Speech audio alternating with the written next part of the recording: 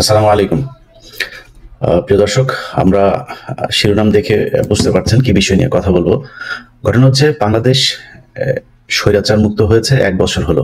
আমরা অনেক স্বপ্ন দেখেছিলাম যে এই দেশটা ভালো কিছু হবে। এই দেশের শেখ হাসিনা পুরো বাংলাদেশটাকে যেভাবে 15 বছর শাসন করেছে তার মূল অস্ত্র ছিল বাংলাদেশ একটা জঙ্গিবাদী দেশ। এই দেশে জঙ্গিরা এই দেশ নাকি নিয়ন্ত্রণ করে। আমরা গেল 1 বছরে কোনো জঙ্গি হামলা এই দেশে দেখি নাই। এখন আর কোনো জঙ্গির উৎপাতও নাই। এমনকি শেখ হাসিনা যে সময়টাতে ছিল সেই সময়টাতেও আমরা শুধু বোম ককটেল এগুলো নিয়ে দেখেছি যে পুলিশ ধরছে, বিভিন্ন জায়গা থেকে আলেমদেরকে আটক করছেন। কোথাও কোনো হামলার ঘটনা আমরা হতে দেখি নাই। বাংলাদেশ অত্যন্ত লিবারেল একটি কান্ট্রি। এখানে এক্সট্রিমিস্ট তাদের কোনো স্থান নেই এবং এটা কখনো ছিল না। যদি কেউ করতে চায়ও সেটা এদেশের সরকার সবসময় ব্যবস্থা নিয়েছে, আমরা বিএনপির সময় দেখেছি।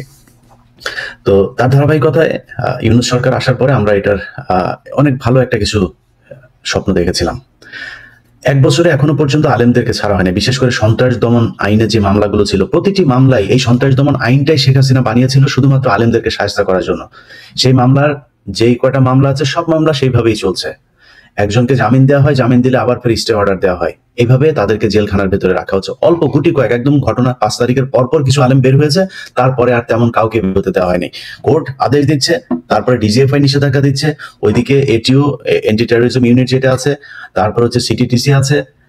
এগুলো সব প্রধান প্রধান জায়গায় বসে আছে। এখনো সেই জঙ্গি বিশেষজ্ঞ নাটক প্রণেতা যারা ছিলেন তারাই এই সংস্থাগুলো চালাচ্ছেন। তো আমরা দীর্ঘদিন ধরে এই বিষয়গুলো নিয়ে কথা বলছি। আমি একজন ভাই, আমার ইউটিউবের টাকা টুকা এগুলোর ছাড়া আমার চলে না। আমি একমাত্র ইউটিউবে টাকা খাই। আর এই দেশে যত ইউটিউবের আর ফেসবুকের লোকজন আছে কারোর মনিটাইজেশনও নাই, কেউ টাকাও ইনকাম করে না।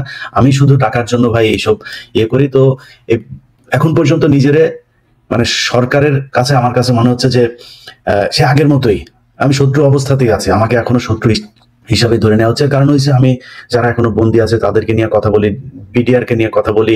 ওই ফেনীতে 16 জনকে আপনি আটকে রেখেছেন, সেটা শুনানি দেওয়া হচ্ছে না। আসিফ নজরুল সহ যেসব লোকজনকে এখন আদালতে বসিয়ে দেওয়া হয়েছে তারা নিজের পকেট ভরছেন, কেউ কানাডায়, কেউ ওই দুবাইতে, কেউ তুরস্কে, বিভিন্ন জায়গায় টাকা পয়সা পাঠাচ্ছেন। এইভাবেই চলছে দেশ। আমাদের সাথে আজকে যে কজন মানুষকে আপনারা দেখছেন সবাইকে মোটামুটি চেনেন। নুরুল ইসলাম ভাই যদিও একটু পর্দার অন্তরালে থাকেন।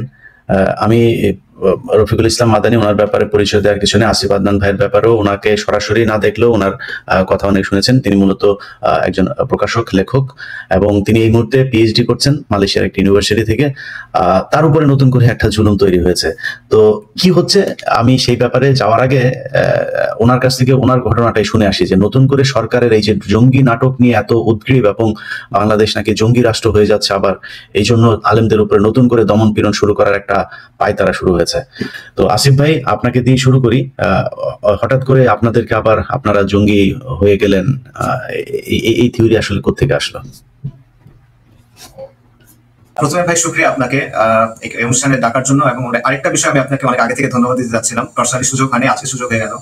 আপনাকে প্রথমে ধন্যবাদ আমাকে এখানে ইনভাইট করার জন্য। আর আপনাকে আরেকটা কারণে ধন্যবাদ, সেটা হলো যে আপনি যেভাবে ওলামায়ে কেরামের ব্যাপারে, বন্দী ওলামায়ে কেরামের ব্যাপারে এবং বিশেষ করে বন্দী ইসলামপন্থীদের ব্যাপারে অ্যাওয়ারনেস রেইজ করছেন, এটা আসলে অন্য কিভাবে করে নাই, অন্য কোনো জায়গা থেকে আসলে করে নাই। আপনি আপনার জায়গা থেকে করছেন, এই জন্য আল্লাহ আপনাকে উত্তম জাযা দান করেন। আর ভাই, যে বিষয়টা আপনি বললেন এটা মূলত নতুন করে না, আমার তো নতুন কোনো কিছুই মনে হচ্ছে না। আমার কাছে মনে হচ্ছে আগে যেরকম ছিল হাসিনার সময় এক্স্যাক্টলি সেম জিনিসটাই হচ্ছে। তো আমি একটু বলতেছি প্রথমে একটা কথা একটু ভাই, আমি আলেম না, আমি একজন ইসলামের ব্যাপারে লিখি, কথা বলি, দায়ী বলতে পারেন, আমি আলেম না আর কি। আচ্ছা, মূল বিষয়টা হলো যে ভাই, গত 15 তারিখ আমরা পেপারের মাধ্যমে, নিউজ প্রতিবেদনের মাধ্যমে জানলাম যে একটা মামলা দায়ের করা হয়েছে আমাদের তথাকথিত একটা জঙ্গি মামলায়। পলাতক আসামি হিসেবে দেখানো হচ্ছে। সেখানে আমার নাম আছে, আসিফ আদনান, জাকারিয়া মাসুদ নামে একজন ভাইয়ের নাম আছে, উনি একজন বিখ্যাত বক্তা, জনপ্রিয় বক্তা এবং লেখক, এবং মানোয়ার রেজাম করিম বাবরার মোহতারাম, ওনার নামও আছে, ওনাকে অনেকেই নিশ্চয়ই আপনারা চিনবেন।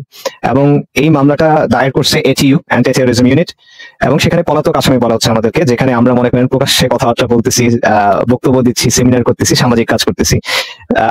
এবং অবভিয়াসলি এটা তো একেবারেই মিথ্যা, ভিত্তিহীন এবং উদ্দেশ্য প্রণোদিত একটা বিষয়।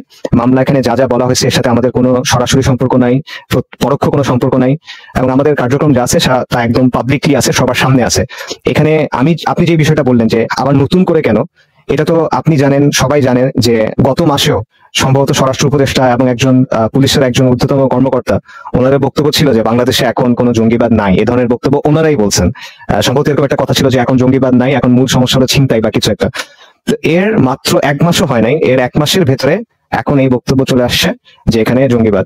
তো এবং পুরো জিনিসটা হয়েছে একই হাসিনার স্টাইলে। আমার নিজের ব্যক্তিগত অভিজ্ঞতা আছে হাসিনার সময়ে। আপনি যেই কথাগুলো বললেন যে জামিনের পর কোর্টে জেলের বাইরে আটকায় দেওয়া, স্টে করে দেওয়া জামিন, তারপরে মিথ্যা মামলায় নাম দেওয়া, এই সবগুলো ব্যক্তিগতভাবে আমার অভিজ্ঞতা আছে। আলেপুদ্দিনের কথা আপনারা জানেন, র্যাবের আলেপুদ্দিন, কুখ্যাত আলেপুদ্দিন, যার বিরুদ্ধে মার্ডার কেস আছে, যার বিরুদ্ধে ধর্ষণের অভিযোগ আছে। সেই লোক বিভিন্ন মামলায় এভাবে পলাতক আসামি হিসেবে আমার নাম লিখে দিছে আমি দেশে যখন নাই সেই সময়। এখন এক্স্যাক্টলি সেম জিনিসটাই তো মনে হচ্ছে যে তারা দুজন লোকের ব্যাপারে একটা কথা বলতেছে, সেটা সত্য কি মিথ্যে এটাও আমাদের জানার কোনো সুযোগ নাই, যেহেতু আগে এই এজেন্সিগুলা মনের মাধুরী মিশিয়ে নানা গল্প বানাইছে এবং সেখানে পলাতক আসামি হিসেবে আমাদের নাম দেওয়া হচ্ছে। এবং যখন এদের সাথে যোগাযোগ করছে কেউ কেউ, ফেসবুকে এই ভিডিও ভাইরালও হয়েছে যে মামলা যিনি বাদী হয়ে মামলা করছেন তাকে ফোন করা হয়েছে এবং তাকে বলা হচ্ছে যে আপনি এদের নাম কেন দিলেন। তখন তারা বলতেছে যে এই রেজাল্ট করিম আবরার যে সেই রেজাল্ট করিম আবরার, এটা আপনি কিভাবে বুঝলেন? এই আসিফ আদনান যে সেই আসিফ আদনান, এটা আপনি কিভাবে বুঝলেন? এটা তো অন্য কেউ হইতে পারে। এই ধরনের কথাবার্তা বলতেছে। তো সামগ্রিকভাবে আমার কাছে এটা মনে হচ্ছে যে হাসিনার যে স্ক্রিপ্টটা ছিল এক্স্যাক্টলি ওই ছকে, ওই চিত্রনাট্যে, ওই কাঠামোতে আবারও জঙ্গি নাটক যেটা, সেটা ফিরে আনার চেষ্টা করা হচ্ছে। এবং এটা শুরুটা আমাদেরকে দিয়ে হলো, এখন এটাকে সৌভাগ্য বলবো না দুর্ভাগ্য বলবো এটা আল্লাহ ভালো জানেন আর কি। অবস্থা কি বলেন আপনি? সারাটা ক্ষণই আপনার সাথে আমার এগুলো নিয়ে কথা হয়। আপনি সারাক্ষণ এই কোর্টের বারান্দায় ঘুরছেন, নিজের পকেটে টাকা পয়সা খরচ করে বন্দীদের বের করার জন্য চেষ্টা চালিয়ে যাচ্ছেন। কি কি বাধা পাচ্ছেন এখানে? দুইটা দিক, একটা হলো উচ্চ আদালত, একটা হলো নিম্ন আদালত। এখানে যে কঠিন কঠিন মামলা যেগুলি আছে সেগুলি দেখা যায় 2000 সাল এবং 2001 সালে যে মামলাগুলি করছে, এই মামলাগুলি থেকে যারা বিচারক আছে, উকিল যারা আছে, এবং উকিলের সাথে আমরা কথা বলে যেটা বুঝতে পারলাম বা আমরা গবেষণা করে বুঝতে পারলাম, এই মামলাগুলি হাসিনার শেষ সময়ে এগুলি তৈরি করছে 2000 এবং 2001 সালে।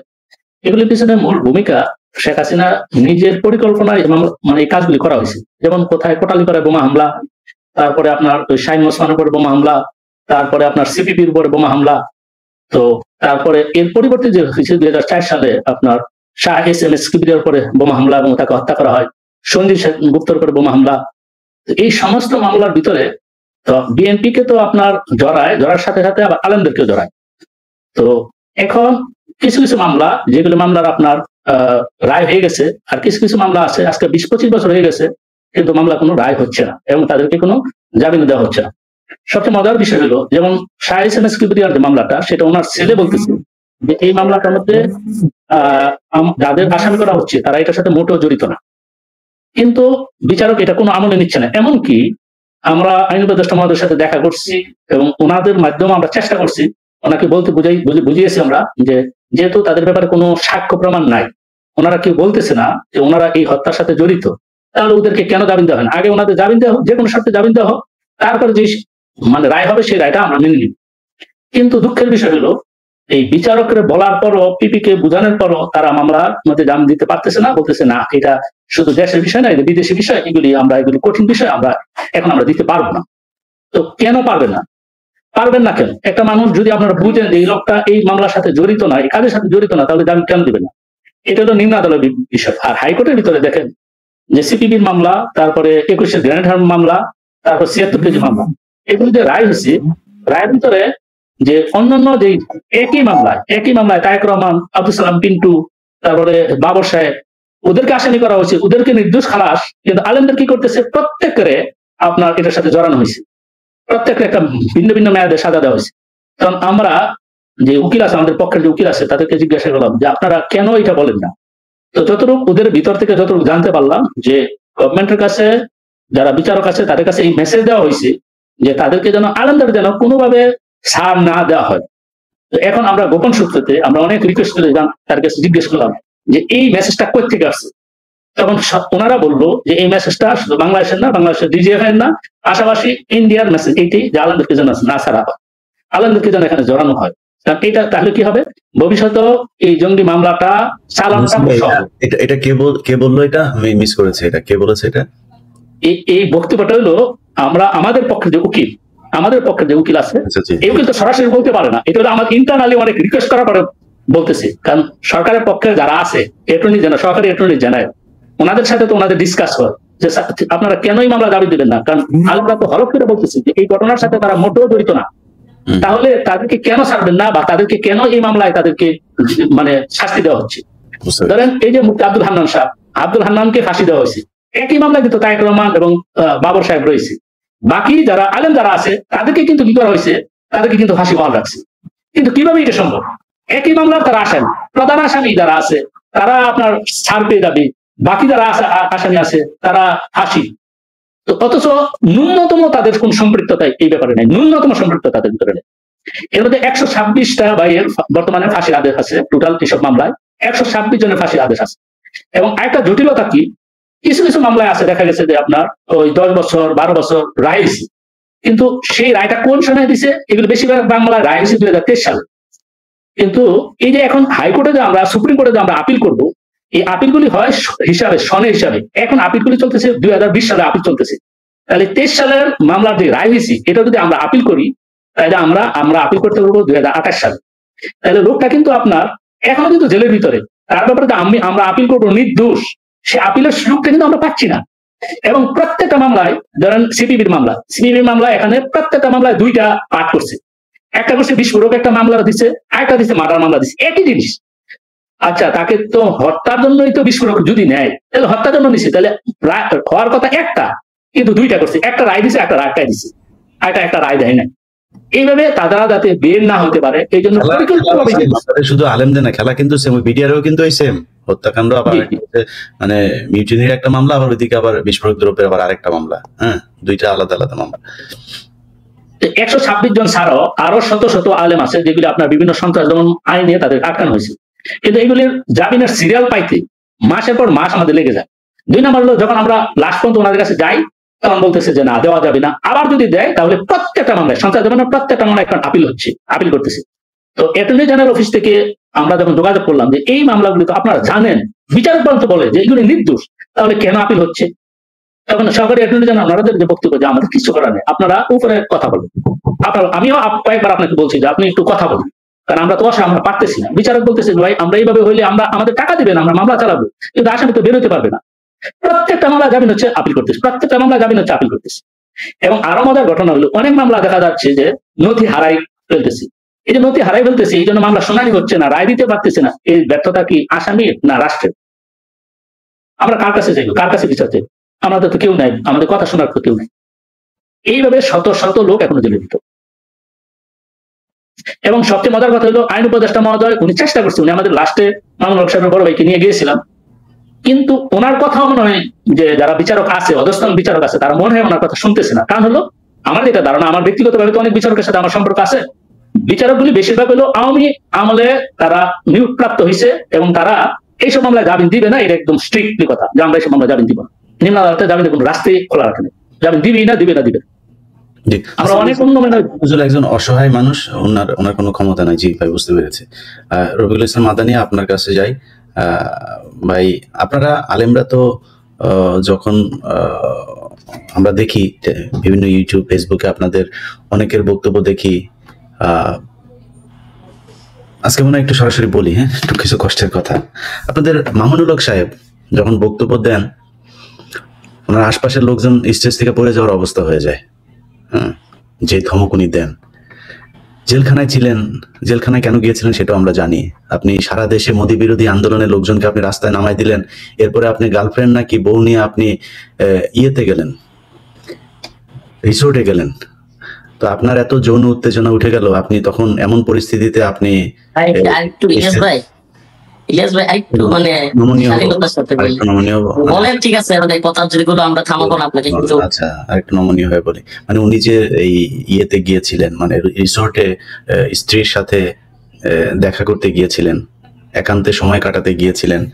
তো এই যে উনি ওই সময় গিয়ে তারপরে ধরা টরা খেলেন, তারপরে জেলখানায় যাওয়ার পরে যেই মানুষগুলো, কেন বললাম জানেন কথাগুলো কেন বলছি, কারণ ওই জেলখানার মানুষগুলোর পরিবারের সাথে নানানভাবে আমি কিন্তু সম্পৃক্ত, যারা ওনাকে নিজের, আপনি নিজে জেলে ছিলেন, আপনি জানেন সেখানে পানির স্বল্পতা, গোসল করার, উজু করার জন্য পানি পাওয়া যায় না।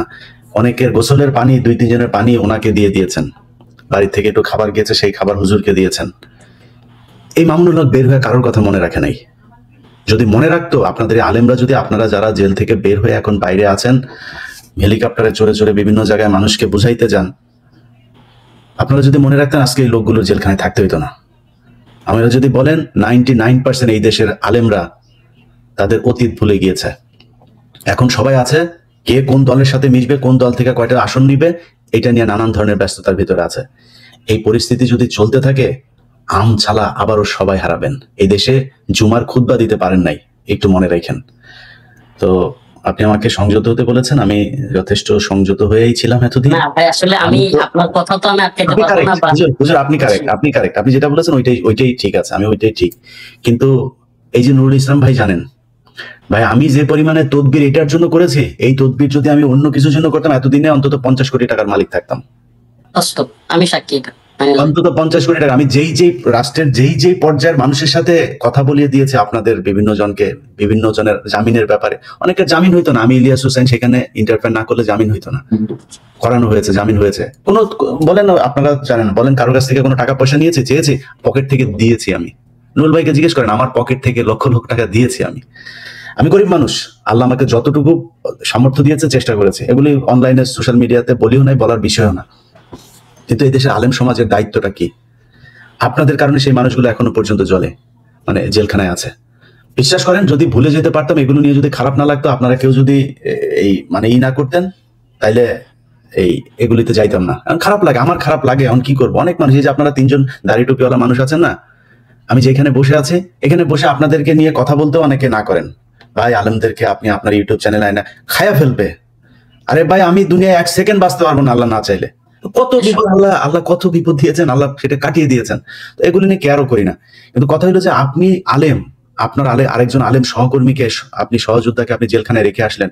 আপনার ইচ্ছা করেন ওই মানুষটা জেল থেকে বের হোক? যদি সত্যি হয়, আমি যে কোনো জঙ্গিবাদের বিরুদ্ধে, কেউ যদি আসলে জঙ্গি হয়ে থাকে তারা বিচার করেন। এই যে নুরুল ইসলাম ভাই কথাগুলো বললো, ভাই নথি হারিয়ে গিয়েছে সেই জন্য সে জেলে। এই যে ফেনীর ঘটনা, এখন জানে যে ফেনীর ঘটনাটা এখন কোর্টে উঠলেই সেটা হয়ে যাবে। প্রতিটা ঘটনায় ম্যানুয়ালি অ্যাটর্নি জেনারেলকে বলা লাগে, ওনাকে বলা লাগে, কেন বলা লাগবে কেন রে ভাই? আপনি সেই মানুষগুলির রক্তের উপর দাঁড়িয়ে তারপরে আজকে আপনি এই চেয়ারে বসেছেন। জীবনে কোনোদিন আপনি আইন উপদেষ্টা হইতে পারতেন, জীবনে আপনি জাজ হইতে পারতেন, যে জায়গায় আপনারা আছেন ভুলে গেলেন। তো এই জন্য খারাপ লাগে ভাই। কিছু এই যে আমি যখন মানে আসিফ নজরুলকে নিয়ে যখন কথা বলি, এমনিতে তো আসিফ নজরুলের বিরুদ্ধে যায়নি ভাই। 5 তারিখের পর থেকে বারবার তাকে বলা হয়েছে যে স্যার আপনি এই লোকগুলি ছেড়ে দেন। আর যেই কন্ডিশনে বলেন, যে ভাই বললেন যে কোনো কন্ডিশনে পাসপোর্ট রাখবেন, দেশে যাইতে পারবে না, এই জেলা থেকে ওই জেলায় যাইতে পারবে না, এই হাসপাতালে ভর্তি হতে পারবে না, যে কন্ডিশন আপনার ইচ্ছা হয়, এই কন্ডিশন দিয়ে আপনি জামিন দেন, তার কোনো সমস্যা নেই। মুসলেখা লাগবে, কারোর আপনি আটক রেখে করবেন, সমস্যা নেই, করেন, যে কোনো পদ্ধতিতে জামিন দেন। মামলাই উঠায় না, জামিন তো বহু দূরের কথা। এইভাবে চলছে এই দেশ। তো আমি ইয়ের কাছে, রফিকুল ইসলাম ভাই, আপনার কাছে, আপনি আলেমদের রিপ্রেজেন্ট করবেন আজকের এই অনুষ্ঠানে, আপনাদের আসলে মানে ঘুম হয় কিনা এটা একটু জানতে চাই। আসসালামু আলাইকুম ওয়া রাহমাতুল্লাহি ওয়া বারাকাতুহু। ইন্নাল হামদালিল্লাহ নাহমাদুহু ওয়া নুসাল্লি আলা রাসূলিহিল কারীম, আম্মা বা'দ। قال الله تبارك وتعالى في كلامه المجيد وفرقانه الحميد: أعوذ بالله من الشيطان الرجيم، بسم الله الرحمن الرحيم، وقاتلوهم حتى لا تكون فتنة ويكون الدين كله لله، صدق الله مولانا العظيم। প্রিয় ভাই সাংবাদিক ইলিয়াস হোসেন, আপনাকে আন্তরিক মোবারকবাদ, ধন্যবাদ জানাই। আরো ধন্যবাদ জানাই, শুকরিয়া জ্ঞাপন করি যে আপনি আমাদেরকে কথা বলবার জন্য ডেকেছেন, আমন্ত্রণ জানিয়েছেন। সেজন্য আমার 2 আজকের অতিথি মেহমান, তাদেরকে অভিনন্দন। আমার ভাই আসিফ আদনান এবং আব্দুল্লাহ বিন নুরুল ইসলাম সাহেব, ওনাকেও, যারা দর্শক বৃন্দ আছেন দেখতেছেন, তাদেরকেও আন্তরিক মোবারকবাদ। দেখুন, আসলে বড় আফসোসের বিষয়, পরিতাপের বিষয়, কষ্টের বিষয় যে আজকে 5ই আগস্টের পরেও আপনার আসিফ আদনান কিংবা আপনার ভাইয়ের মতো ব্যক্তিদেরকে আজকে মামলায় জড়ানো হচ্ছে। এই মানুষগুলো কারা? আমি যদি বলি এই মানুষগুলো কারা, বাংলাদেশে আলেম বা ইসলামপন্থীদের মধ্যে একেবারে কয়েকটা, হাতে গোনা কয়েকটা নাম বললে, যে মানুষগুলো আওয়ামী লীগ সরকারের বিরুদ্ধে প্রাণ রাজপথে লড়াই করেছে, একেবারে সামনের সারিতে ছিল যারা, এবং আওয়ামী লীগের হিট লিস্টে ছিল যারা, এই সমস্ত মানুষগুলোর মধ্যে এই 2 জন মানুষ অন্যতম। আরেকজনও যিনি আছেন, যার মামলা দেওয়া হয়েছে, জাকারিয়া মাসুদ ভাই সম্ভবত, তো উনিও সরকার বিরোধী লোক, আওয়ামী বিরোধী লোক। কিন্তু আসিফ আদনান ভাই এবং আবরার ভাইয়ের কথা আমি একেবারে সুনির্দিষ্ট বলতে পারি যে আসিফ আদনান ভাই এই আন্দোলনে স্বতঃস্ফূর্তভাবে ছিলেন। হ্যাঁ, এরপরে আবরার ভাই স্বতঃস্ফূর্তভাবে আওয়ামী লীগ বিরোধী আন্দোলনে ছিলেন, স্বৈরাচার পতনের আন্দোলনে বড় ভূমিকা রেখেছেন এই মানুষগুলো। তো এই মানুষগুলো এখন 2025 সালে 5ই আগস্টের পরে জঙ্গিবাদী মামলা, কি আশ্চর্য কথাবার্তা। মানে একটা বিষয় দেখেন, মানে এদেশে জঙ্গিবাদ এই টার্ম বা এই ট্যাগটা দিয়া আপনার এক ধরনের নেম কিলিং যেটাকে বলে, মানে নির্দ্বিধায় হত্যা করতে পারো, নির্দ্বিধায় তুমি জেলে পড়তে পারো, মানে এই ট্যাগটা দিতে পারলেই সহজেই একজনকে কাবু করা যায়। কাউকে যদি থামাইতে হয় এই ট্যাগ দিয়ে দাও। এই যে হাসিনা কিংবা রয়ের যে প্ল্যানিং, এখনো সেই একই প্ল্যানিং রয়ে গেছে।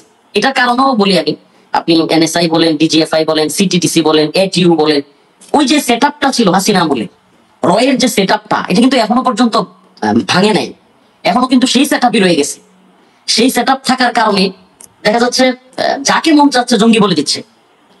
এই রিসেন্ট কয়েকদিন আগে আওয়ামী লীগ নিষিদ্ধ হওয়ার যে দাবি, ওই দিন আসিফ আদনান ভাই, আমি নিজের চোখে দেখছি, এই মানুষটা আমাকে ফোন করেছেন, আমি নিজেও গিয়েছি ঢাকায়। আপনার কি পরিমাণ তীব্র গরম ছিল ওই দিন, ওই তীব্র গরমের মধ্যে ফ্লোরের মধ্যে পা রাখা যায় না, এমন অবস্থা যে জুতা সহ হাঁটতে গেলেও কষ্ট হয়, এত গরম। এবং এই আপনার রাস্তাটা এত উত্তপ্ত ছিল, সেই রাস্তার মধ্যে এই শরীর সুন্দর মানুষ এবং মানে ওনারা তো আর গরম সহ্য করে গ্রামের মানুষের মতো কাজকর্ম করে অভ্যস্ত না। আমি গিয়ে দেখলাম যে গ্রামে ভিজে গেছে আসিফ আদনান ভাই, পড়ে আছে রাস্তার মধ্যে, চিৎকার করতেছে ব্যান ব্যান আওয়ামী লীগ, আওয়ামী লীগ নিষিদ্ধ করার জন্য এই অবস্থা। এবং কি যেই মানুষটা আন্দোলন করেছে স্বৈরাচারের বিরুদ্ধে, আমি আমার নিজের কথা বলতেছি না, এটা হয়তো আলহামদুলিল্লাহ সবাই জানে, হাসনাত আব্দুল্লাহ নিজেও ফোন করেছেন, আমি ওনার সাথে দেখা করেছি, গিয়েছি। আর স্বীকার করে যে হুজুর আপনি মাশাআল্লাহ অনেক সরকারের বিরুদ্ধে অনেক জুলুমের শিকার হয়েছেন, আন্দোলন করেছেন, আমাদের সাথে ছিলেন। তো আমরা যে মানুষগুলো এই অবস্থায় ছিলাম, আজকে সেই মানুষগুলো, আওয়ামী লীগ চলে গেল কিন্তু আবার জঙ্গি মামলা। আল্লাহ না করুক আগামীকালকে আরো 2-4 জন আলেমের নামে, 10 জন আলেমের নামে যে জঙ্গিবাদী মামলা হবে না, এটার গ্যারান্টি কি? মানে এই খেলাটা, এই হাসিনা রেজিমের খেলাটা আজকে 5ই আগস্ট চলে যাওয়ার 1 বছর পরে, প্রায় 1 বছর পরে আবারও আমাদেরকে দেখতে হচ্ছে। আর কিছু কিছু বিষয় না বললেই না ভাই, আমাদের দেশে কিছু কিছু আলেম আছে বুঝছেন, এরা আল্লাহ মাফ করুক, অন্য কেউ বিপদে পড়লে বা ঝামেলায় পড়লে আল্লাহ মাফ করুক এদেরকে আলেম বলতেও ভুল হয়, এরা খুশি হয়। আর ভিন্ন অঙ্গনের, মানে তার মতাদর্শী না, একটু ভিন্ন মতাদর্শী, জিহাদকে ভালোবাসে, আল্লাহর পথে দ্বীনকে বিজয়ী করার কথা বলে, দ্বীন প্রতিষ্ঠার কথা বলে, এই সমস্ত মানুষগুলোকে আর আপনার অ্যাভয়েড করে চলে। এমনকি তার মতাদর্শের না হওয়ার কারণে, মানে মনে করেন তার দলের না হওয়ার কারণে সেও খুশি। আমি আমার কথাই বলি, আল্লাহ মাফ করুক, আজকে যারা আসিফ আদনান কিংবা রেজাউল করিম আবরার ভাই জঙ্গি মামলা হয়েছে এই বিষয়টাকে সিরিয়াসলি নিচ্ছেন না, তাদেরকে স্মরণ করিয়ে দিই। আমি ছোট মানুষ রফিকুল ইসলাম 2021 সালের মার্চ মাসের 28 তারিখ মোদি বিরোধী আন্দোলনে অ্যারেস্ট হয়েছিলাম। আমাকে 4 ঘন্টা মতিঝিল থানায় এবং পল্টন থানায় আটকে রেখে 4 ঘন্টা পর আমাকে ছেড়ে দেওয়া হয়। এর ঠিক আপনার 8 দিন পর, মানে 1 সপ্তাহ পর আবারও 6 এপ্রিল আমার বাড়ি থেকে আমাকে তুলে নিয়ে যায় র্যাব। মানে 1 সপ্তাহ ব্যবধানে 2 বার আমাকে গ্রেফতার করা হয়েছে আওয়ামী লীগ আমলে। এবং কি এদেশে অনেক বড় শায়েখ মাশায়েখ, হেফাজতের অনেক বড় নেতা, জামাতের অনেক বড় নেতা, বা এই সময় অনেক নেতা ছিল, তাদের মধ্যে আলেমদের মধ্যে প্রথম গ্রেফতার হয়েছিলাম আমি।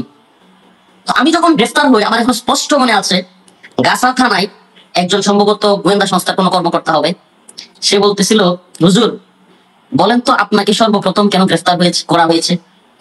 আমার তখন মানে একেবারে কোর্ট করতেছে, আমার এখন স্পষ্ট মনে আছে। আমি বলছি যে মানে কেন বলেন তো, মানে আমিও কৌতূহলী বশত জবাব দিলাম, আমি জানতাম ওরা কি বলবে। বলতেছে হুজুর আপনাকে দইরা আমরা একটু টাচ করতেছি, আপনাকে দইরা টাচ করে দেখতেছি যে হুজুররা কি বলে। যদি হুজুররা ওয়াল্লাহি, মানে একেবারে আল্লাহ মাফ করুক, আমার কথা বিশ্বাস করবে জানি, আপনারাও বিশ্বাস করবেন বা যারা শুনতেছে অডিয়েন্স, দর্শক শ্রোতাও, একেবারে আমি মসজিদের মধ্যে লাইভে আসি, মসজিদে বসে, আমার মাদ্রাসা মসজিদে, মানে ওই কথাটা ওই গোয়েন্দা সংস্থার লোক বলেছিল যে হুজুর আপনাকে তো আমরা টাচ করছি, যদি বুঝি যে তেমন কোনো ইয়া হচ্ছে না তাইলে আমরা সবাইকে ধরব।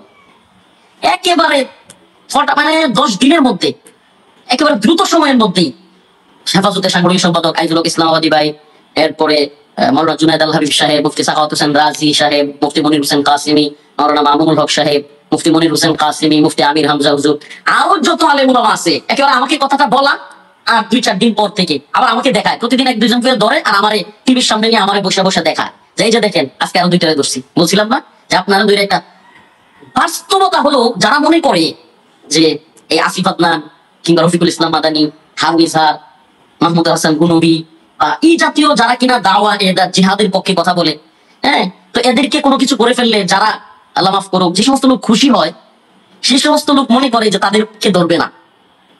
আরে ভাই, আমরা আমেরিকা বলেন ভারত বলেন এই পশ্চিমারা কিংবা ভারতের শত্রু আসিফ আদনান কিংবা রেজাউল করিম আবরার না।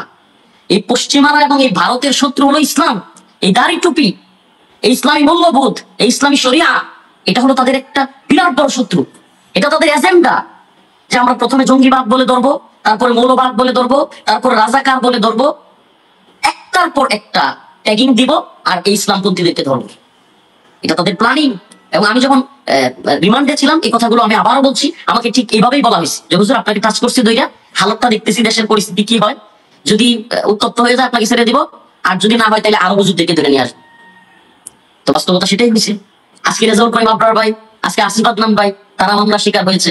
ভাই আমি না বলে পারতেছি না, কষ্টের কথা আমি বলেই ফেলি। আজকে আমাকে যেদিন গ্রেফতার করা হয়, হেফাজতের একটা মিটিং হচ্ছে, নুরুল ইসলাম জিহাদি সাহেব রহমাতুল্লাহ আলী, সাবেক হেফাজতের আপনার মহাসচিব, ওনার মাদ্রাসা তালতলা, খিলগাঁও তালতলা মাদ্রাসায় একটা মিটিং হইতেছে হেফাজতের। মানে আসিফ আদনান ভাই, আব্দুল্লাহ বিন নুরুল ইসলাম, ইলিয়াস ভাই, আপনাদের সবাইকে একটু আমি আমার দিয়ে করতেছি, কথা শোনা যাচ্ছে কিনা। এটা একেবারে খুবই সেন্সিটিভ এবং আমি এই কথাটা কখনো বলি নাই, আজকে বলতেছি। আমি কলিজা ফাইটা গেছিল ওই দিন এই কথা শুই না। আমি তখন গ্রেফতার অবস্থায় আছি, তো ওখানে নুরুল ইসলাম জিহাদি সাহেব আছেন, আমার উস্তাদ মুফতি মনির হোসেন কাসিমি সাহেব হুজুর আছেন, আরো অনেক আলেম উলামা সেখানে ছিলেন। তো আমি যখন গ্রেফতার হয়েছি ওই খবরটার সাথে সাথে ওই মজমায় পৌঁছাইছি। ওই মজমায় যারা এখানে ছিলেন, হেফাজতের মহাসচিব, হেফাজতের অর্থ সম্পাদক আমার উস্তাদ মুফতি মনির হোসেন কাসিমি দাওয়াত বরকাতুহুম বারিদারা মাদ্রাসার মুতাবিব, এরপরে আরেকজন ছিলেন। তো এখানে হেফাজতের একজন নেতা নাইবে আমির, মানে নামটা বলতে যাচ্ছি না, উনি সরাসরি বলতেছে বেশি বাইরে গেছিল বলাটা, বেশি লাফালাফি করে হয়েছে না এখন, মানে ঠিক এই কথাটা বলছে। এবং একাধিক সাক্ষ্য প্রমাণ, আমি ওই মজলিসে থাকা একাধিক সাক্ষীর মুখে এই কথাটা শুনছি। কোথায় শুনছি? যখন আলেম ওলামারা গ্রেফতার হয়ে আমার সাথে সাক্ষাৎ হয়েছে ওই সময় শুনে ফেলছি। এবং তখন আলহামদুলিল্লাহ উস্তাদ ছাত্রের ভালোবাসা সেটাই, মুফতি মনির হোসেন কাসিমি সাহেব ওনাকে থামাই দিছিলেন, ওই লোকটাকে থামাই দিছিলেন হেফাজতের ওই নাইবে আমিরকে, যে আপনি কি বলেন, সে ছোট মানুষ, শাসন করলে বিচার করলে আমরা করবো, যা বলার আমরা বলবো। তখন মুফতি মনির হোসেন কাসিমি সাহেব হুজুর হেফাজতের মহাসচিবকে বললেন যে আপনি একটু গাজীপুর, যেহেতু রফিক আইনা রাখছে, গাজীপুর কোর্টে আমাদের হেফাজতের নেতা কর্মীদেরকে একটু পাঠান। ভাই আল্লাহ কি কুদরত, যেই নাইবে আমির আমাকে এই কথাটা বলছিল, মানে 20 দিন যাইতে পারে নাই, আল্লাহর কুদরতে তিনিও জেলখানায়, মানে তারও ধরছে। পরবর্তীতে আমি ওনাকে দেখে দেখে হাসতাম, আর যারা সেখানে মজলিসে ছিল তাদেরকে বলতাম দেখেন আল্লাহর ফায়সালাটা। উনি গোয়েন্দা সংস্থার সাথে ডিল করে চলতো, উনি তাদের সাথে মানে খুব ভালো সম্পর্ক রাখতো, এনএসআই বা বিভিন্ন সংস্থার সাথে। হ্যাঁ, আমাদেরকে দেখতে পারতো না, আমরা যারা সরকার বিরুদ্ধে আন্দোলন করতাম, কথা বলতাম, তাদেরকে দেখতে পারতো না।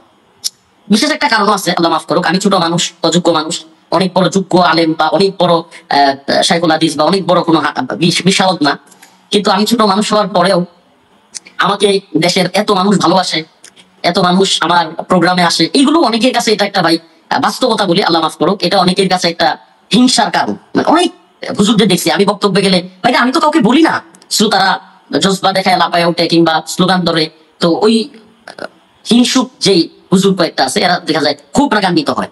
তো এই লোকগুলোর মধ্যে একজন ছিলেন এই নাইবে আমির। তো ভাই কথাটা আমি বলতাম না যে ওই লোকগুলো আমাকে গ্রেফতার করার পর খুশি হয়েছে এক দুইজন, যে কি বেশি বাড়াবাড়ি করে, পুরাটা বেশি লাফালাফি করে। পরবর্তীতে আমাকে কারাগারে গিয়ে বলতেছে যে হ্যাঁ তুমি কসুর প্রধানমন্ত্রী বললা, এটা কি যায় একজন প্রধানমন্ত্রীর সাথে? আমার গিয়া মানে বাইরে তো দালালি করছেই, এরপরে আমাকে দোষে খুশি হয়েছে, জেলখানায় গিয়ে আমার প্রশ্ন করতেছে হ্যাঁ তুমি কসুর প্রধানমন্ত্রী বললা, এটা কি যায় একজন প্রধানমন্ত্রী? আমি বলছি, আমি আল্লাহ মাফ করুক, আমি সরাসরি যেটা বলছি ওনাদেরকে এটাই বলি, আমি বলছি আমি কি আপনারা বলছি কসুর প্রধানমন্ত্রী? না, আমি কাকে বলছি? শেখ হাসিনাকে বলছি, যে আলেমদেরকে জেলখানায় দিতেছে, যে আলেমদেরকে মারতেছে, যে হেফাজতের শাপলা চত্বরে অগণিত ছাত্রদেরকে হত্যা করছে, যে ভোটবিহীন নিশিরাতের ভোটে নির্বাচিত হয়েছে, তারাই কসুর প্রধানমন্ত্রী বললে আপনার গায়ে লাগে কেন? আমার কিন্তু ভাই এই জন্য মানে এই তথাকথিত মুরব্বী গুলো আমার দেখতে পারে না, মানে আমি এই যে চটাং চটাং একেবারে মুখের উপর কথা বলে ফেলি, তো দালালি বার্তাই আমার সামনে চলে না। তো মানে সব তো মানে আল্লাহ মাফ করুক, অধিকাংশ হলো অমুক দল তমুক দলের মুরব্বী, ইসলামিক দল, বেশিরভাগ মুরব্বী আল্লাহ মাফ করুক, আমাদের দেশে হালত বলি বেশিরভাগ হলো দালাল আর বাটপার, বেশিরভাগ আচ্ছা মানে অল্প সংখ্যক মুষ্টিময় মুরব্বী হাতে গোনা আছে যারা কিনা আওয়ামী লীগ বলেন বিএনপি বলেন কারোর সাথে আলহামদুলিল্লাহ আমাদের মুরব্বীদের কয়েকজন আছে যারা কিনা কখনো আপোষ করেন নাই। এছাড়া বেশিরভাগ মানে এদের নাম বললে লিস্ট অনেক লম্বা হবে, মানে কথাটা অনেকটা এরকম যে লোম যদি বাঁচতে যায় কম্বল তো থাকবে না, লোম যদি বাঁচতে যায় কম্বল তো থাকবে না। এখন হুজুর আপনারা জিজ্ঞেস করি শেষ প্রশ্নটা, সেটা হচ্ছে যে মানে করণীয় কি? আপনারা আলেমরা যদি এইভাবে ধরেন, আগে আপনি তাকে ধরে নিয়ে আজকে 80% মনে করেন ধরলো, ধরার পরে আপনাদের মানে যে ওনার বিরুদ্ধে মামলাটা হলো, এটা নিয়ে যদি আপনারা অ্যাকশনে না যান, কালকে তো আপনাদের বিরুদ্ধে সেই একই আমার নামে আগামী দিনে আল্লাহ মাফ করুক আমার নামে মামলা হবে, আল্লাহ যদি না করে, আল্লাহ না করুন, আসিফ আদনান ভাইকে অ্যারেস্ট করে। আপনি দেখেন এটা খুব একেবারে পয়েন্ট আকারে অ্যারেস্ট করা তো বউ করে ভাই, অ্যারেস্ট করা তো এইসব স্বপ্ন দেখে লাভ নাই, কিন্তু কথা হলো যে মামলার ভিতরে যে নাম এইটা করা, এই যে সেই একই ধরনের ষড়যন্ত্র, মানে এইটার করার পরে যদি নাকি মনে করেন আপনারা চুপ থাকেন, তাহলে তো এইভাবে আপনাদেরকে সবাইকে জড়াইতে থাকবে। এবার কনফার্ম কনফার্ম। তো ভাই আমি ইলিয়াস ভাই আমি একটু শেষ করি, সেটা হলো আসিফ ভাইয়ের বিষয়টা বলি। আসিফ ভাইয়ের মানে প্রথমত হলো মামলাটা দেওয়ার কারণটা ভাই তো একটা ব্যাখ্যা করছেন, আমি বলি মানে আসিফ ভাইয়ের মামলা দেওয়ার কারণ এবং আবরার ভাইয়ের মামলা দেওয়ার কারণ একটু ভিন্ন। আসিফ ভাইয়ের মামলা দেওয়ার কারণ হলো আসিফ ভাই এমন কিছু বই লিখছেন মাশাআল্লাহ, আমি কারাগারে গিয়া আগে পড়ার সুযোগ হয় নাই, হ্যাঁ তো আমি কারাগারে যাওয়ার পরে মানে আসিফ ভাইয়ের কিছু বই পড়ার সুযোগ হয়েছে। তো এই মানুষটা মাশাআল্লাহ এই অল্প বয়সে খুব ভালো লিখেন, এবং যে লেখাগুলো আমরা যে জায়গায় পৌঁছাইতে পারবো না, মনে করেন কওমি আলেমরা বা জামাত ইসলামের আলেম বলেন বা উলামায়ে কেরাম যেই জায়গাটায় কথাগুলো পৌঁছাইতে পারবেন না, ইসলামের মৌলিক কথাগুলো, দ্বীনের মৌলিক বিষয়গুলো, সেই জায়গায় আসিফ আদনান ভাইয়ের মতো ব্যক্তিরা কলেজ ভার্সিটি বা ওই শ্রেণীটার কাছে ইসলামের দ্বীনের কথাগুলো পৌঁছে দিচ্ছেন। এবং আপনি দেখবেন আসিফ ভাইয়ের বেশিরভাগ শ্রোতা কিংবা বেশিরভাগ বক্ত বলেন বা ওনাকে যারা ফলো করে বেশিরভাগ হলো কলেজ ভার্সিটির ছেলেরা, কারণ উনি হ্যাঁ হ্যাঁ এই জন্য উনি কিন্তু মানে দ্বীনের মৌলিক বিষয়গুলো বলেন, শরিয়ার কথা বলেন, খিলাফার কথা বলেন, ইসলামী শাসন ব্যবস্থার কথা বলেন, এই কথাগুলো বলার কারণে ওনার দিকে ভারত বলেন বা ওই পশ্চিমা বলেন বা বাংলাদেশেও যারা এই তথাকথিত জঙ্গিবাদ বিরোধী কাজ করে, নাউজুবিল্লাহ তথাকথিত বললাম এই জন্য যে দেখবেন কিছুদিন পর পরই জঙ্গিবাদ নিয়ে অনেকেই অনেক ধরনের বক্তব্য দেয়। আপনাকে রিসেন্ট একটা বক্তব্য শোনাই একটু, আপনি দেখছেন কিনা। জামাতে ইসলামীর একজন উল্লেখযোগ্য নেতা সৈয়দ আব্দুল্লাহ মোহাম্মদ তাহের, উনি জামাতের মহাসমাবেশে বক্তৃতা দিয়ে বলতেছেন বাংলাদেশে কোনো ধর্মীয় বা রাজনৈতিক জঙ্গিবাদ মাথা ছাড়া দিতে পারবে না। কথাটা একটু খেয়াল করেন, বাংলাদেশে কোনো ধর্মীয় বা রাজনৈতিক জঙ্গিবাদ মাথা ছাড়া দিতে পারবে না। ভাই আপনার জঙ্গিবাদ নিয়ে এত মাথা ব্যথা, বাংলাদেশে জঙ্গিটা কোথায়? আসিফ আদনান ভাই জঙ্গি? ইসলামের মৌলিক কথাগুলো, শরিয়া, খিলাফা, উম্মার চেতনার কথা, উম্মার দরদের কথা, ফিলিস্তিনের কথা, গাজার কথা, এগুলো বলার কারণে সেকুলারিজম কিংবা মানুষ আজকে ইসলাম বিরোধী কাজে জড়ায় যাচ্ছে, যুব সমাজ ধ্বংস হয়ে যাচ্ছে, এগুলো নিয়ে কথা বলতেছেন। এই জন্য আপনি মানে জঙ্গিবাদ বলবে পশ্চিমারা কিংবা ভারত, আপনিও সেটার সাথে তাল মিলাবেন। সৈয়দ আব্দুল্লাহ মোহাম্মদ তাহের ওনার উদ্দেশ্যে বলি আপনার আজকে লাইভের মাধ্যমে ভাই, যে এই শব্দগুলো এগুলো হলো পশ্চিমা এবং ভারতের রয়ের খাওয়াইয়া দেওয়া শব্দ। এদেশে এগুলো গিলাইতে পারলে, এগুলো যে সমস্ত দল গিলে তাদেরকে ওরা খুব সম্মান দেয়, ওদের সাথে খুব ভালো সম্পর্ক রাখে। তো আপনারা তো ইসলামিক দলের প্রতিনিধিত্ব করেন, তো আপনারা যদি এই ধরনের শব্দগুলো ইউজ করেন, ইসলামপন্থীদের ধর্মীয় কিংবা রাজনৈতিক জঙ্গিবাদ মাথাচাড়া দিতে পারবে না। বাংলাদেশে হলিয়াটিজানের যে ঘটনা ঘটছে, হলিয়াটিজানের কথা যদি বলি, আমরা এই ঘটনা সব জানি। আমি আপনার কাছে জানতে চাচ্ছি যে আলেমদের মানে করণীয় কি হবে? আলেমরা কি খালি মুরগির মাংস টাংস দিয়ে ভাত খাবে আর হেলিকপ্টারে চড়ে হাদিয়া টাদিয়া নিবে, এগুলি করবে, নাকি এটা নিয়ে আপনাদের কোনো মাথা ব্যথা আছে? মাথা ব্যথা তো অবশ্যই আছে ভাই। তো রেজাউল করিম আবরার ভাইয়েরটা বলি, আসিফ আদনান ভাইয়েরটা শেষ। যে রেজাউল করিম আবরার ভাইয়ের মামলা দেওয়ার আমি যতটুকু কারণ মনে করি, হেফাজতে ইসলাম আমরা আলোচনা রেজাউল করিম আবরার ভাই ওই সমাবেশে কারাগারে কিছু ভাই যারা বন্দী আছে তাদেরকে মুক্ত করার জন্য বক্তব্য দিয়েছিলেন। হেফাজতের যে কয়জন বক্তব্য দিয়েছিলেন ভালো লাগছিল আমার বক্তব্য, তার মধ্যে রেজাউল করিম আবরার ভাইয়ের বক্তব্যটা ভালো লেগেছিল। উনি সুস্পষ্ট বলেছিলেন যে যারা বন্দী আছে, যারা কিনা এদেশে ইসলামের পক্ষে কথা বলতে গিয়া শাতেনদের বিরুদ্ধে, আল্লাহ নবীর দুশমনদের বিরুদ্ধে কথা বলতে গিয়া বন্দী আছেন, তাদেরকে মুক্ত করতে হবে, এই সরকারকে অবশ্যই মুক্তি দিতে হবে। সেই কথাগুলো বলবার কারণে আমার মনে হয় ওনার নামে এই মামলাটা দিয়ে থাকতে পারে। এখন এই যে এত মানুষ এত দাবি নিয়ে আসে, আনসাররা দাবি নিয়ে আসে, রিক্সা চালকরা দাবি নিয়ে আসে, শিক্ষকরা দাবি নিয়ে আসে, নানান ধরনের দাবি দাওয়া নিয়ে আসলো, মানে আপনাদের আলেমদের মধ্যে থেকে আজ পর্যন্ত এরকম কোন একটা সমাবেশও করা হয়নি যে আমাদের এই লোকগুলো আছে এদেরকে ছাড়তে হবে। আপনাদের করেন নাই তো কোনো কিছু, আপনাদের তো ধরবেই। যাই হোক, ইলিয়াস ভাই, আমি শেষ করে দিচ্ছি, আমি জাস্ট এই কথাটা বলি। আলহামদুলিল্লাহ, আমি ভাই যতগুলো সমাবেশে সুযোগ পেয়েছি সব জায়গায় আমি এই বন্দী ভাইদের মুক্তির কথা বলার চেষ্টা করেছি। এমনকি যশোরে যা দিনের সবচেয়ে বড় প্রোগ্রাম, ওই প্রোগ্রামে পর্যন্ত আমি আমার এই ভাইদের মুক্তির কথা বলেছি। এই ভাইরা, আমি যে সাক্ষী, আপনি যে কথাটা বলেছেন মামুনুল হক সাহেব কিংবা আমি, আমাদেরকে এই সমস্ত বন্দীরা পানি, খাবার, আরো কত কিছু দেওয়ার চেষ্টা করতেন, খেদমত করার চেষ্টা করতেন। মানে এরা আমাদের সমস্ত জরুরত, প্রয়োজনীয়তা, আমরা যখন কারাগারে গিয়ে মোবাইলে কথা বলতে পারতাম না, এই মামুনুল হক সাহেব হুজুর বা এই যারা আছেন, আমরা কথা বলতে পারতাম না, এই ভাইগুলো আমাদের জন্য ফোনের ব্যবস্থা করতেন, বিভিন্ন সিস্টেমে ফোনের ব্যবস্থা করতেন। তো আজকে আমরা আসলে এটা যদি বলেন আপনি, এটার জন্য আমরা দায়ী। আমি নিজেকে মনে করি, আমি যতটুকুই বলি, আমি নিজে তবুও নিজেকে দায়ী মনে করি। আল্লাহর কাছে আমরা ক্ষমা পাবো কিনা, আল্লাহ পাক আমাদেরকে আসলে মাফ করবেন কিনা, এটা জানি না। তো শেষ কথা হলো, আসিফ আদনান ভাই কিংবা আবরার ভাইয়ের মামলার বিষয়টা নিয়ে বলি যে ইনশাআল্লাহ আমরা চুপ করে বসে থাকবো না। আমি নিজে বলেছি, আমি ভাইদের সাথে কথা বলেছি, আবরার ভাইয়ের সাথে কথা বলেছি, যে কোনো ডাক দিলে, আগামী শুক্রবার হয়তো আমাদের আরেকটা মিছিল আছে, গত শুক্রবার একটা আন্দোলনের হয়েছে, আগামী শুক্রবারেও ডাক আছে। ইনশাআল্লাহ আমি বলবো ইসলামপন্থীদেরকে, এই প্রজন্মকে, যে আপনারা এগিয়ে আসুন। কোন শায়েখ, কোন দল ডাক দিল না দিল তার চেয়েও বড়, ইসলামের জন্য, দ্বীনের প্রয়োজনে আপনারা ময়দানে এগিয়ে আসুন। ইনশাআল্লাহ আমরা তরুণ প্রজন্ম আপনাদের সাথে আছি, থাকবো ইনশাআল্লাহ। জি, ইলিয়াস ভাই, আমি কিছু কথা একটু বলতে চাচ্ছিলাম। জি ভাই। জি আফান। জি ভাই, এখানে আসলে সবারই অনেক ব্যক্তিগত কষ্ট, মানে অভিজ্ঞতা, ট্রমা অনেক কিছু জড়িত আছে, সবার অনেক মেহনত জড়িত আছে। তো আমি আসলে কয়েকটা কথা একটু ছোট ছোট পয়েন্ট করে বলি। প্রথম বিষয়টা হলো যে ভাই, সামগ্রিকভাবে এই যে জঙ্গিবাদের এই যে নাটকটা বা জঙ্গিবাদের এই ন্যারেটিভটা, ওভারঅল যে ন্যারেটিভটা, এটা আসলে শুধুমাত্র ইসলামপন্থীদের সমস্যা না। আপনার নিশ্চয়ই মনে আছে যে 5ই মে যখন যে লং মার্চ হচ্ছে, গণভবনের দিকে মিছিল যাচ্ছে, সকালবেলা সবার মোবাইলে SMS আসছে যে আপনারা কেউ প্রিয় নাগরিক বা প্রিয় কিছু, আপনি ঘর থেকে বের হবেন না, বাইরে জঙ্গি হামলা চলছে। ঠিক আছে, এটা হয়েছিল যে 5ই মে যখন লং মার্চ হচ্ছে তখন। তো এই যে জঙ্গি, জি 5ই অগস্টের সময়, সরি, এই যে গণঅভ্যুত্থানের সময়, মানে এখানে বিষয়টা যেটা হয় যে যখন কোনো বাহিনী একটা অস্ত্র কিনে, সে হয়তো অস্ত্রটা কিনে একজনের দিকে গুলি করার জন্য, কিন্তু একবার যখন অস্ত্র কেনা হয়ে যায়, সেটা কিন্তু সে একজনের দিকে গুলি করে না, সেটা সবার দিকে চালায়। একবার যখন জঙ্গিবাদের এই ন্যারেটিভ দিয়ে তারা মামলা দেওয়া শুরু করবে, প্রথমে এটা হয়তো বা আসিফ আদনানকে দিয়ে শুরু হবে, বা রেজাউল করিম আবরারকে দিয়ে শুরু হবে, বা জাকারিয়া মাসুদকে দিয়ে শুরু হবে। পরবর্তীতে এটা গিয়ে বিভিন্ন গতানুগতিক রাজনৈতিক দল বলেন, ছাত্র আন্দোলন বলেন, শ্রমিক আন্দোলন বলেন, নারী আন্দোলন বলেন, যে কোনো আন্দোলনে গিয়ে ব্যবহার হবে। এটাই হলো বাস্তবতা, এটাই হয়ে আসছে, এটা আমাদের সামনে চোখের সামনে প্রমাণ আছে। সো বর্তমানে যে বিষয়টা হচ্ছে, এটা আপাতত হয়তো আসিফ আদনানের বিষয় বা জাকারিয়া মাসুদের বিষয় বা রেজাউল করিম আবরারের বিষয়, বাট আলটিমেটলি এটা সব ইসলামপন্থী তো বটেই, বাংলাদেশের সব নাগরিকদের জন্য এটা একটা বড় সমস্যা হয়ে দাঁড়াবে, যেভাবে আগে হয়েছে, কারণ এটা আমাদের চোখের সামনে চাক্ষুষ প্রমাণ আছে। এটা হলো একটা বিষয়। 2 নম্বর বিষয়টা হলো ভাই, এটা আসলে কেন হচ্ছে, এটার কারণটা হলো যে 5ই অগস্ট কোনো বিপ্লব হয় নাই। আমরা বারবার বিপ্লব বিপ্লব বলে নিজেদের মনের মধ্যে একটা মানে আনন্দের একটা, মানে বাচ্চাদের বুঝ দেওয়ার কথাবার্তা আছে না, নিজেরা নিজেদেরকে বুঝাইতেছে যে বিপ্লব হয়েছে। এখানে কোনো বিপ্লব হয় নাই, এবং রাষ্ট্রের মূল যে চরিত্র এটা বদলায় নাই, এবং রাষ্ট্রের ভেতরে যে ডিপ স্টেট থাকে যেটা, সেটাও আসলে বদলায় নাই। এই কারণেই 1 বছর হওয়ার আগে একদম আগের চিত্রনাট্যে, আগের স্ক্রিপ্টে, আগের কাঠামোতে, আগের ধরনে একই নেগেটিভে আমরা কথা দেখতেছি। সেটা 2টা কারণে হইতে পারে। একটা হলো ডিপ স্টেট ওইটাই, আগের জিনিস রয়ে গেছে, যেটা রফিক ভাই বললেন যে আগের বিষয়টা যেহেতু রয়ে গেছে, আগের লোকজন রয়ে গেছে, হাসিনার প্রতি অনুগত লোকজন, হাসিনার প্রতি অনুগত অফিসার, অনুগত বাহিনী, এজেন্সি, তারাই হয়তো এটা করছে। এটা একটা ব্যাখ্যা। আরেকটা ব্যাখ্যা হতে পারে যে রাষ্ট্রের চরিত্রটা বদলায় নাই। যেমন ধরেন এই 3 জনের মধ্যে মিল কি, আমাদের যাদের দেওয়া হয়েছে তাদের মধ্যে মিল কি?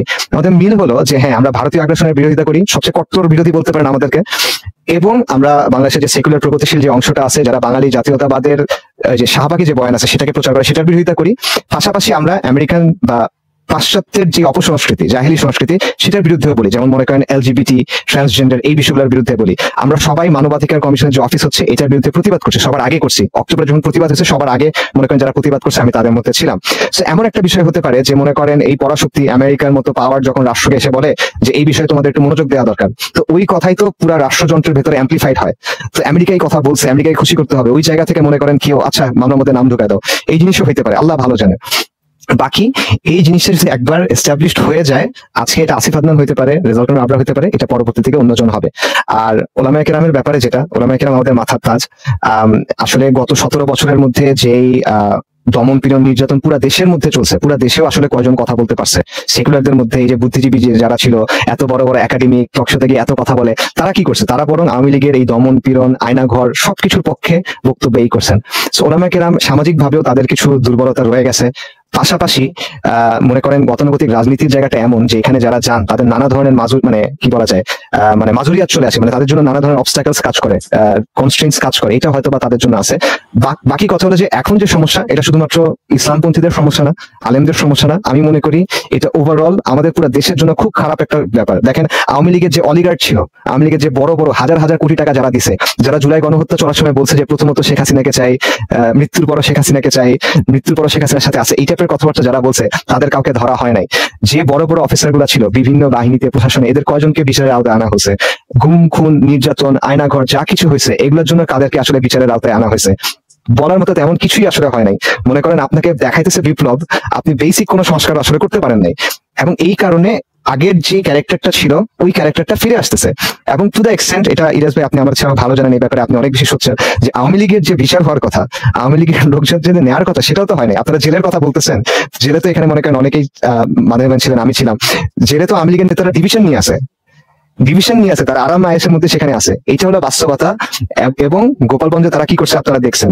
এগুলা কিন্তু আলটিমেটলি থামানো হইতেছে না, এগুলার ব্যাপারে কোনো কিছু নেওয়া হচ্ছে না, বরং রাষ্ট্র আগের চরিত্রে ফেরত যাচ্ছে এবং এসে প্রথমে সবসময় ইসলামপন্থীদেরই ধরবে, কারণ তাদেরকে ধরা সোজা। কিন্তু আলটিমেটলি ইসলামপন্থীদের জবাই করার পর এই ছুরিটা গিয়ে বাকি সবার উপরে চলবে। সেজন্য আমি বারবার বলবো, দেখেন জঙ্গিবাদের ন্যারেটিভ হলো এমন একটা ন্যারেটিভ, এটা দিয়ে বাংলাদেশে পর্দানুসীন মুসলিম বোনদেরকে ধর্ষণ করা হয়েছে, তাদেরকে আল্লাহ মাফ করেন তাদেরকে উলঙ্গ করে ঝুলে রাখা হয়েছে, টর্চার করা হয়েছে, এগুলো তাদের বক্তব্য। রোজা ভেঙে ধর্ষণ করা হয়েছে, রোজা ভেঙে ধর্ষণ করা হয়েছে, মানুষকে প্রচন্ড নির্যাতন করে হত্যা করা হয়েছে, ক্রস ফায়ার করা হয়েছে। এই ন্যারেটিভ দিয়ে একটা গণ অভ্যুত্থানের সময় মানুষকে বলা, ওটাকে মানে নাকচ করার চেষ্টা করা হয়েছে। কোন লোক বাদ নাই, মনে করেন একদম সেকুলার পার নাস্তিক তারেও জঙ্গি বলে মারছে, এরকমও ঘটনা ঘটছে। তো এটা একটা অস্ত্র যেটা সে আপনার বিরুদ্ধে ব্যবহার করবে। তো এই জায়গাটাতে সামগ্রিকভাবে আসলে সবার সোচ্চার এবং সতর্ক হওয়াটা খুবই জরুরি। আমি নিজে একটু সংকোচ বোধ করি, যেহেতু আমার নিজের নাম এখানে আছে, বারবার নিজের ব্যাপারে বলতেই লাগে, বাট বাস্তবতা হলে এটা আসলে সবার জন্য একটা প্রবলেম হয়ে দাঁড়াবে। এটা খালি আমার জন্য ব্যাপারটা। শুক্রিয়া। জি শুক্রিয়া ভাই। ইউনুস, আপনার সরকারকে আমি একটা জিনিস বলতে চাই, আমরা আপনাদের প্রতি অনেক ভালোবাসা দেখিয়েছি ফর নাথিং। আমাদের এমন কিছুই চাইও নাই, যদিও এমন কিছুই দেন নাই বা এমন কোনো বক্তব্য আমাদের শুনেন নাই। আমরা যেই মানে মূল যে সমস্যাটা এই রাষ্ট্রের, সেটা হচ্ছে আপনারা যে যত কথাই বলেন যে এই যে শেখ হাসিনার যে অবস্থা আজকে দেখেন, এই অবস্থার ভিতরে তারা যদি নাকি মনে করে যে সেই শেখ হাসিনা চুরি করেছিল, তার লোকজন চুরি করেছিল, এই জন্যই বোধহয় মানে তারা একমাত্র এই কি বলে শেখ হাসিনাকে এইভাবে পালাতে হলো, আমি মনে করি না, একদমই না। এই গত 15 বছর শেখ হাসিনা জাস্ট প্রতিটা জায়গায় একদম সরাসরি আল্লাহর বিরুদ্ধে যুদ্ধ ঘোষণা করেছিল এবং আল্লাহর বিরুদ্ধেই তারা যুদ্ধ করেছে সব জায়গায়। দেখেন সেই বিডিআর হত্যাকাণ্ডের ঘটনার পরে কি করলো তারা, মেজর জিয়া সহ কয়েকজন দেশপ্রেমিক কমান্ডো অফিসার থেকে শুরু করে দেশপ্রেমিক সেনাবাহিনীর ঊর্ধ্বতন কর্মকর্তা, তাদেরকে তারা জঙ্গি সাজালো, নানান ওই তাপসের উপরে গ্রেনেড হামলা, সব জায়গাতেই মানে জঙ্গি, সব জায়গায় জঙ্গি। এরপরে কি করলো যে এরা হচ্ছে অমুক হুজুরের সাথে দেখা গিয়েছে, এই জায়গা তো এই যে আদনান ভাইয়ের যে ঘটনা, আদনান ভাই, আবরার ভাই, এই ওনাদের সবারই হচ্ছে এই এক ব্যক্তি পাকিস্তানে গিয়েছিল, তার সাথে ওনার ছবি আছে, এক মিটিং এ তারা একটা ছবি ছিল, এই ছবি দেখিয়ে উনিও তাহলে জঙ্গি। আর তাহলে তো এই মানে শেখ হাসিনা যে পাবলিক সেমিনারের ছবি ভাই, মিটিং এর পাবলিক সেমিনারের ছবি, সেটাই মানে পাবলিক সেমিনারের একটা মিটিং বা কিছু একটা ছবি। কারণ সেটার কারণে যদি হয় তাহলে শেখ হাসিনার সাথে যারা রাজনীতি করেছে, শেখ হাসিনা যেই ব্যক্তিকে সেনাপ্রধান বসিয়ে গেল, শেখ হাসিনা যেই ব্যক্তিকে রাষ্ট্রপতি বসিয়ে গিয়েছে, আদালতের এই যে নুরুল ইসলাম ভাই খুব সুন্দর করে বলেছেন যে আসিফ নজরুলকে একটু তেল দিয়েই বলেছেন, আসিফ নজরুল স্যার যাতে ওনার উপর আবার না খেপেন।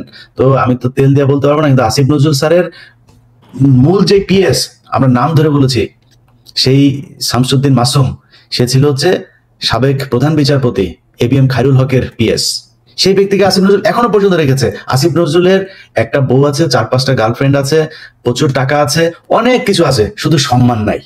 আসিফ নজরুল তুমি রাস্তাঘাটে গেলে কয়দিন পরে জুতা দিয়া থাপড়াবে তোমারে, যখন যেটা বলি ওটা 6 মাস পরে হইলেও ফলে। এই যে আজকে এনসিপির যে অবস্থা দেখতেছে না, বলেছিলাম তাদের সাথে যখন ইন্টারনাল কথাবার্তা হইতাম, ভাই আপনার রাজনীতি করার দরকার কি? আপনি 5ই আগস্ট যে আপনার এত বড়, আপনি সারা দেশের মানুষ আপনার পিছনে আসলো, আপনার কি কোনো রাজনৈতিক দল ছিল নাকি? দরকার নাই তো, যেটা করা দরকার সেটা করেন। মানুষ এমনিতেই নির্বাচনের আগে বলতেন আমরা ভোটে দাঁড়াবো, এমনি ভোট দিত আপনারে। সেটা না করে তারা দেখেন জামাতের বিরুদ্ধে বলে, বিএনপির সাথে লাগে, এই করে ওই করে, নানান বিদিকের যে অবস্থা, কোনো আসল কাজে তারা হাতই দেয় নাই। তারপরে টাকা পয়সার সাথে তো মিলে গিয়েছে, সেগুলো নিয়ে এখন আর বলি না। কারণ ওই যে বললাম 5 তারিখে আজকে যে কথাগুলো বলছি, রফিকুল ইসলাম মাদানী, আসিফ আদনান কিংবা আব্দুল্লাহ ইবনে নুরুল ইসলাম, ওনারা যারা আমার সাথে লাইভে কথা বলছেন, এই মানুষগুলো আমার সাথে লাইভে কথা বলার সাহস পায় না আগে, তারপরে কথা বলছি, বলার সুযোগ পাচ্ছি, এইটুকু কারণে একটা সম্মান তাদের প্রতি আছে। তো যাই হোক, আওয়ামী লীগ যেই কারণে এই আজকে শেখ হাসিনার কোন পরিবারের আত্মীয় 14 গোষ্ঠী, বাইতুল মুকাররমের খতিব থেকে শুরু করে ইউনিয়নের চেয়ারম্যান সবাই পলাতক, নামও বলতে পারে না, সবাই নানান ভাবে চেষ্টা করে। আমি বিএনপি করতাম, আমি আওয়ামী লীগ করতাম, মনে মনে আওয়ামী লীগ করলেও মনে মনে বিএনপি করতাম। এই যে তাদের মানে যে চেষ্টা, বিএনপি সাজা কিংবা জামাত। কালকে বাগেরহাটের এক ব্যক্তি মোল্লা মুজিবুর, সে এখন হাত পাখায় গিয়ে যুক্ত হয়েছে, দাড়ি রেখেছে কয়টা, দাড়ি রেখে এখন তিনি নাকি চরমনাই করেন। তার এই ছবি টবি সব আমি আমার ফেসবুকে দিয়েছি। এই যে বিশাল লানত, এটার কারণ কিন্তু দুর্নীতি করেছে এই জন্য না। সেটার জন্য যদি হয়, আমার মনে হয় এখন যা হচ্ছে আগের চাইতে আমার মনে হয় ডাবল হচ্ছে। যদিও খাতগুলো ছোট, গরুর হাট, টেম্পো স্ট্যান্ড এগুলো অনেক কিছু আমরা শুনি, কিন্তু খাত ছোট হইলেও দুর্নীতি কিন্তু ব্যাপক আকারে হচ্ছে। তো সেটার কারণে হইলে তো আমরা শেখ হাসিনাকে সরানোর দরকার ছিল না। শেখ হাসিনার বিরুদ্ধে এই এতদিন কথা বলার একমাত্র কারণ সেটা হচ্ছে ভারত, একমাত্র কারণ হচ্ছে ইসলাম বিদ্বেষী যে সরকার ছিল তাদের। সেই যদি আবার ব্যাক করে, তাহলে আমাদের দরকার ছিল কি এত কিছু করা? সেই শেপ যদি আসে ডক্টর ইউনূস, আপনাকে আর শেখ হাসিনাকে আমাদের একই পাল্লায় মাপতে 1 সেকেন্ডও দেরি লাগবে না। আমার বিশ্বাস সেই জায়গায় আপনারা যাবেন না। ভারতের ব্যাপারে একটা কঠোর অবস্থানে যেতে হবে। আমরা অনেক কিছু দেখছি, আপনাদের মানে একদম দৃশ্যত কোনো পরিবর্তন আমরা লক্ষ্য করছেন। এখনো পর্যন্ত ইয়ের কোনো চ্যানেলগুলোকে বন্ধ করা হয় নাই, এখনো পর্যন্ত ট্রানজিট আছে, আমাদের করিডোর আছে, সবই ভারত ভোগ করছে, আমাদের বন্দর ব্যবহার করছে। অথচ একের পর এক তারা আমাদের বিরুদ্ধে নানান পদক্ষেপ নিচ্ছে, আমরা কিছুই দেখছি না। তো এইভাবে কাজ করে আপনারা কিছু টাকা পয়সা লুটপাট করে, অনেক উপদেষ্টার খবর জানি, টার্কিতে টাকা জমাচ্ছে, খানারাতে জমাচ্ছে, এই ছাত্রদের ভেতরেও টাকা পয়সা ধুমায় জমাচ্ছে। তো এগুলো জমাবেন আর আসল কাজ করবেন না। এটা হইলে কিন্তু ভবিষ্যতে ক্ষমতা হয়তো তখন আপনাদের থাকবে না, তখন বলবেন ইলিয়াস কেন আমাদের নিয়ে এইসব কথাবার্তা বলে। এখনো পর্যন্ত সুযোগ দিচ্ছে, 1 বছর হয়েছে। ফেনীর ঘটনায় যারা আটক আছে ছাড়তে হবে, বিডিআর এর ঘটনায় যারা আছে ছাড়তে হবে, আলেম যারা আছে সবাইকে ছাড়তে হবে, বিএনপি জামাতে যারা বন্দী হয়েছিল সবাইকে ছাড়তে হবে। খুব দ্রুত যদি এইসব বিষয়ে পদক্ষেপ না নিয়ে এই ধরনের জঙ্গি নাটক করার ব্যবস্থা করা হয়, আমরা কিন্তু আমি ব্যক্তিগতভাবে বলি, অনেক আলেমের সাথে আমার খুব ভালো সম্পর্ক। তাদেরকে আমার হয়তো সেই ক্ষমতা নেই তাদেরকে নামানোর বা আটকানোর, বাট আমার পরামর্শটা ছিল যে হুজুর আপনারা দাড়ি টুপি এসব নিয়ে যদি এখন রাস্তায় নামেন, তারা এই যে সজীব ওয়াজেদ জয় সহ আওয়ামী লীগের পেজগুলো দেখেন, ওরা বাংলাদেশকে জঙ্গিবাদ একটা দেশ হিসেবে করার চেষ্টা করছে। আপনারা এখন রাস্তায় নেবেন না। যদি দেয়ালে পিঠ থেকে যায় তাদের তো কিছু করার থাকবে না। আমরাও সেই পরামর্শ দিব, নামেন, সরকারের করেন। বিএনপিও এখন আপনাদের সাথে আসবে, জামাত এই কি বলে জামাত আসবে, তারপর অন্যান্য জাতীয় পার্টি, এরা সবাই আসবে। ওইদিকে আরো অন্যান্য দলগুলো তো আছে, দেশের রাস্তায় আসবে, বিশৃঙ্খলা হবে, ঝামেলায় পড়বেন। যদি বিশৃঙ্খলা করতে না চান, তাহলে ভালোই শেখ হাসিনার সময় আটক সব লোকজনকে জেলখানা থেকে বের করতে হবে। এটা খুব দ্রুত করতে হবে।